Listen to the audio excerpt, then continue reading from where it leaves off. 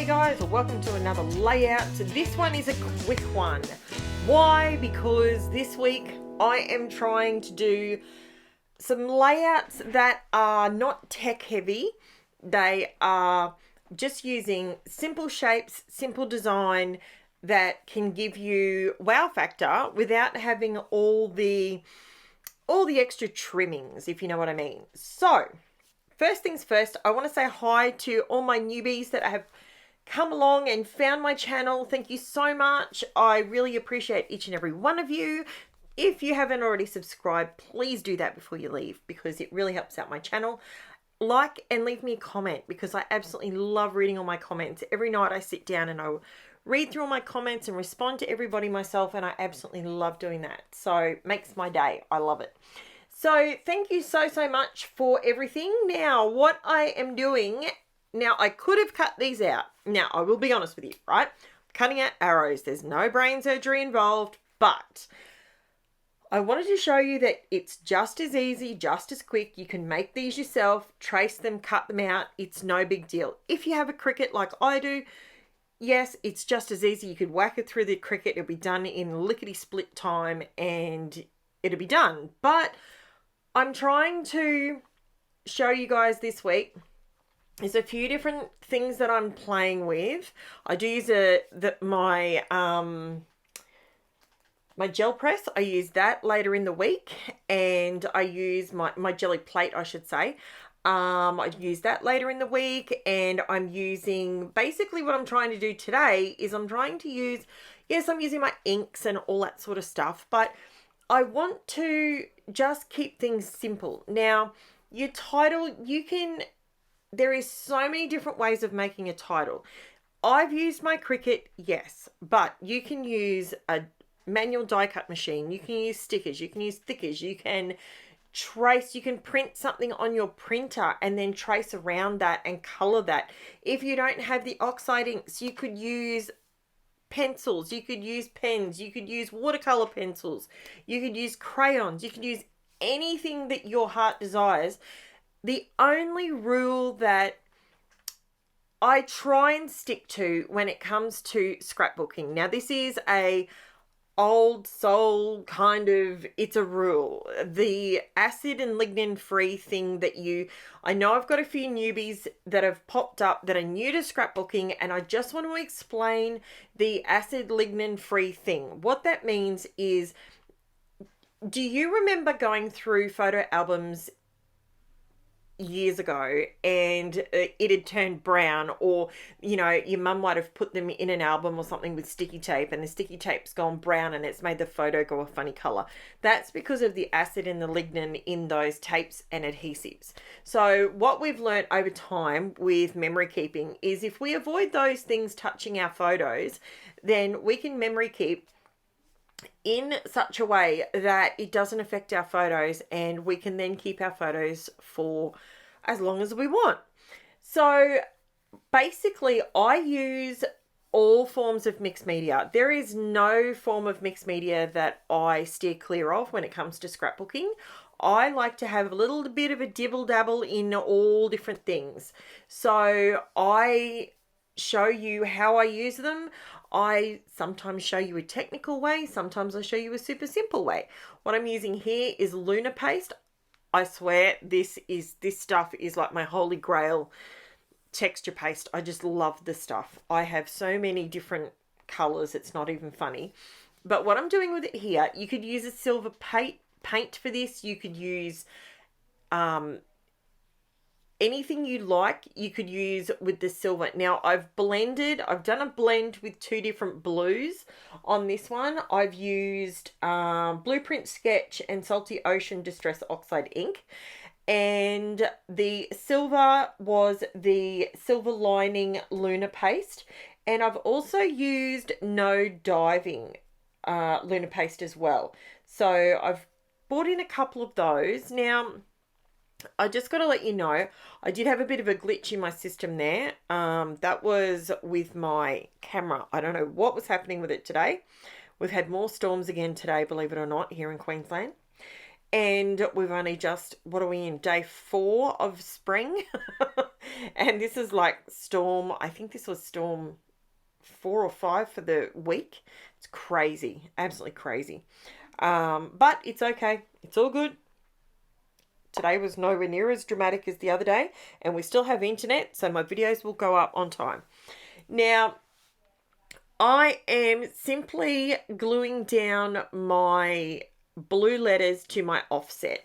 Now, for my newbies, I'll let you know, when I cut a title out on my Cricut, I personally like to do an offset, which is to say that when I create a title, I have an offset function on my Cricut, and it allows me to, well, all Cricuts have it, but my Cricut, my Jiminy that I absolutely love and adore, it allows me to create that outside border, and it allows me to make that as thick or as small as I want. So I love having an offset when it comes to a title like that. So and this time I ended up doing it silver, just something a little bit different. I love the blues and the silvers, and yeah, I've been doing a lot of Christmassy stuff lately, so I'm kind of getting, I know it sounds crazy that I keep talking about Christmas, but believe it or not, it's going to be here and gone before we know it, and it's just crazy. So this is the LUNAR paste. This is the other color that I used, which is called No Diving, and it is a beautiful blue. Now this time I am putting the LUNAR paste down with a brush. Be mindful that as soon as you are finished, you rinse it straight away. It is a texture paste and it will set like a rock. And that is what it is designed to do. So just be mindful of that when you're using, you know, good paint brushes and that sort of thing. Now, I don't mind. I don't spend a fortune on my brushes. I know that I use them and I'm rough on them, and I don't always clean them perfectly. So I don't really have a problem with it. But if you've spent really good money on brushes, be mindful when you're doing this sort of thing. Now, I have created, these are my arrows that I just cut by hand. If you've got a die, you could use them, you know, with a die through a manual die cutting machine. You could, you know, that would work too. I think I do actually have some dies and some stamps and bits and pieces, but like I said, I wanted to make this nice and simple. Now, I pulled out that Stickles gel, and guess what? It's gone like, I could have probably bounced it on the ground and it would have bounced like a rubber ball. So all your mixed media, this is a poignant warning.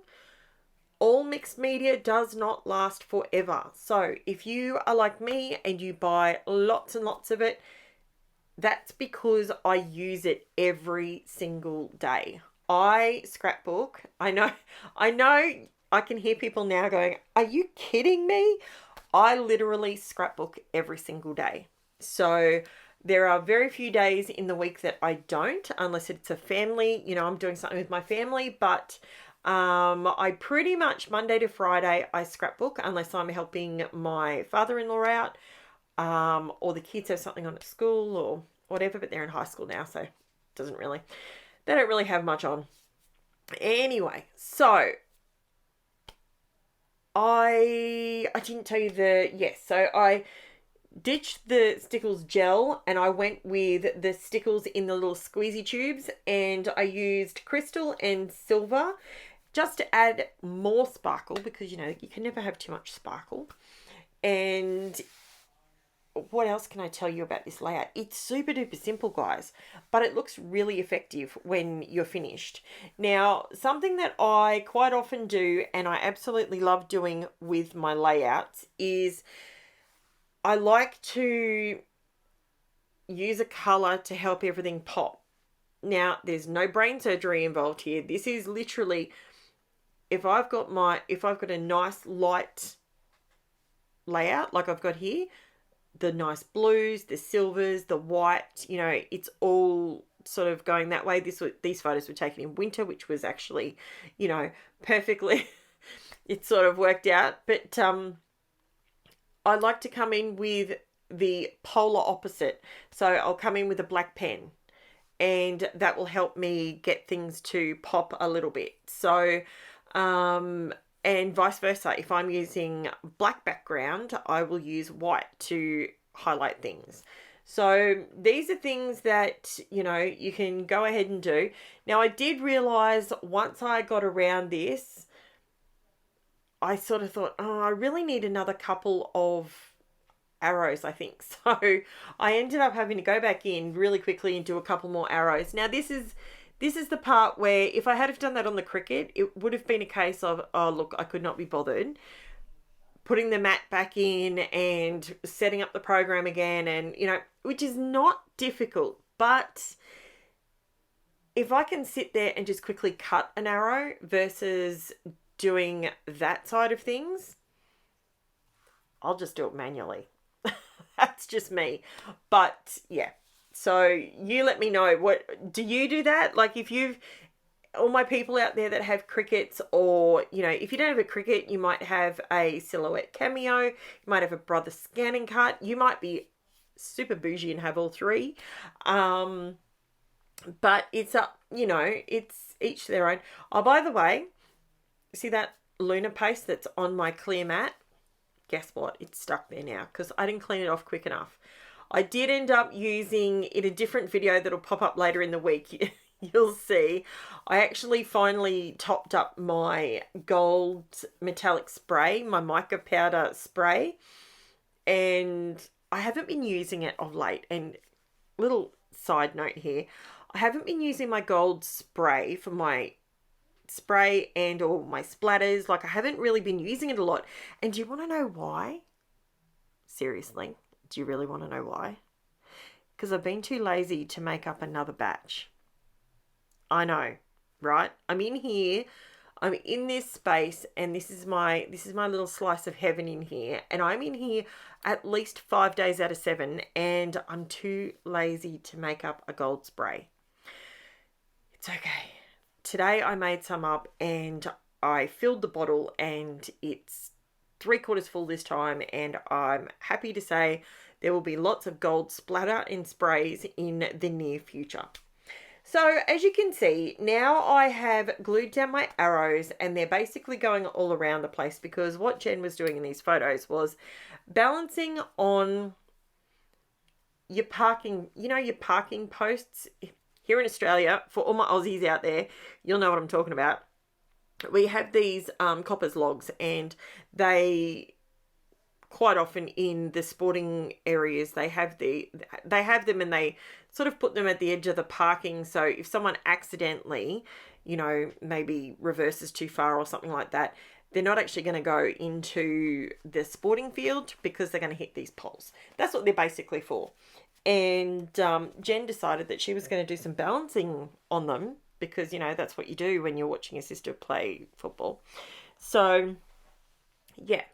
So, as you can see, I'm going around, and I know this is sped up. Like, trust me, when you're doing this, slow down. Slow and steady wins the race. When you're using black on a white background with silver, there's nowhere to hide.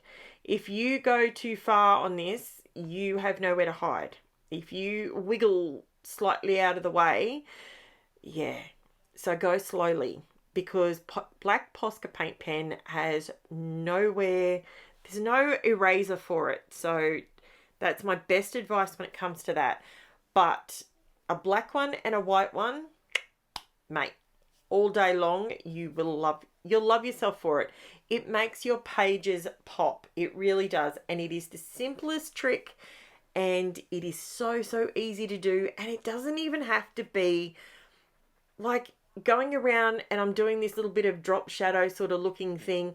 It's not perfect. It's just where I reckon maybe a shadow would be if the light source was at the top. That's all I'm doing. There's no brain surgery in it. So give it a crack, guys. Let me know if you're new here. Let me know in the comments below where you're from, because I love reading that sort of stuff. And thank you so much for watching. If you haven't subscribed, liked, or left me a comment in a while, I'd love to read some.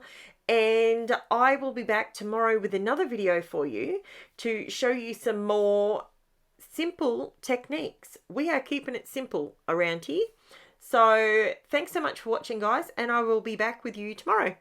Bye for now.